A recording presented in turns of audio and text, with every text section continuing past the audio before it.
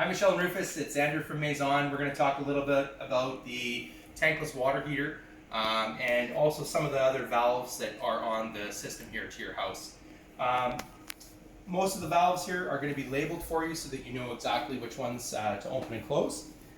There is one valve here that you're going to use when you go on holidays, and I just thought I would point this one out here.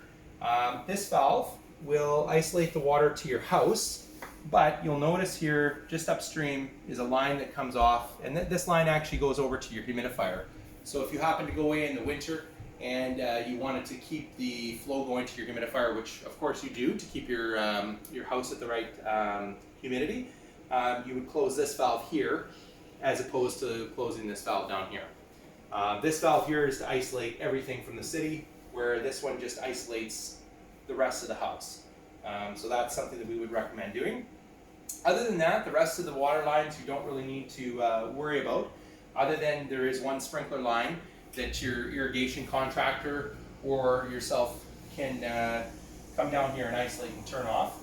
And that's just done in the fall when you go to winterize the rest of the house. Other than that, with the water heater here, we've set it to 125 degrees Fahrenheit. That's a pretty good temperature when you have younger kids who possibly might scald themselves. But you may find that this temperature does need to be turned up if it's not hot enough at the point of tap. And so there is just an up-down arrow here that it can be moved. So we'll maybe let you guys see how you enjoy the home at that temperature. And if you'd like it hotter, either we can come back to do that for you, or you can make the adjustments yourself if you feel comfortable.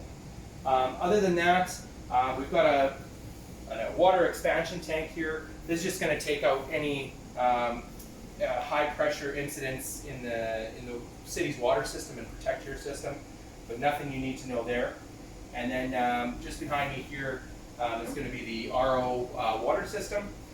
And so these filters need to be changed on a fairly regular basis. You'll know because the flow will stop to them. And there is a wrench here that needs to be done. But you may want to call us for your first time because there are a few valves that need to be isolated, and the system does need to be depressurized before you start taking these filters off. So maybe give us a shout on this one, or if you want to consult the owner's manual to this system, it will also tell you exactly what to do.